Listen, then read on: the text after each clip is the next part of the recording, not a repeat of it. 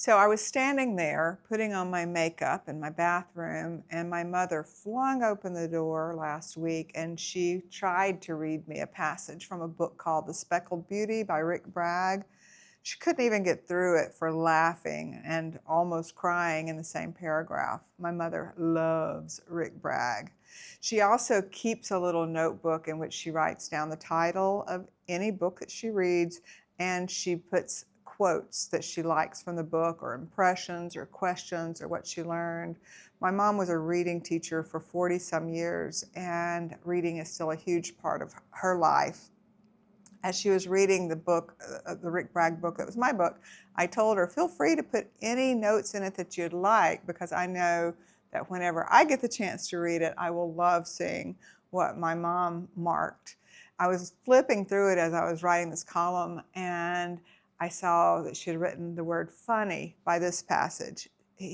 Bragg wrote, "You can hear the marching band in town on Friday and Saturday nights, see the faint glow of stadium lights.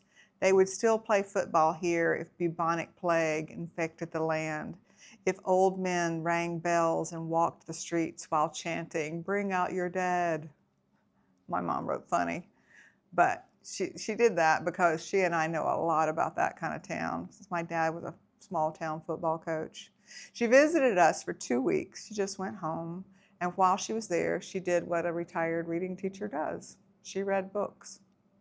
After Speckled Beauty, she read a book called The Lion Women of Tehran by Marjan Kamali. It's about two friends who live in Tehran, and one moves to New York City. And 2 chapters in, my mom said, "It reminds me of Jean and me." Jean Sharp is my mom's best friend since they were toddlers, and has never lived outside the small county where we grew up in Mississippi. My mom has never lived outside of Mississippi. But reading that book, she was reading about these 2 women from Iran.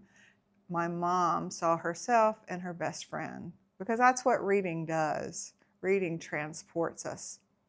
While my mom was reading those books, I was reading a book called London Falling by Patrick Radden Keefe. It's nonfiction, and I don't read a lot of nonfiction, but this book was excellent. I can't recommend it enough. In fact, I've told several people I think it may be the best nonfiction book I've ever read in my life. It did the same thing as The Speckled Beauty and The Lion Women of Tehran. Great books don't take us out of where we are. They bring us to ourselves.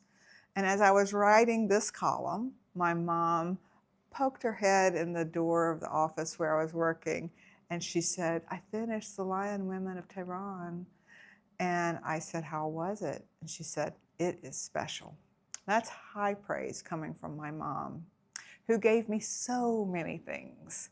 But the instinct to pick up a book is one of those gifts.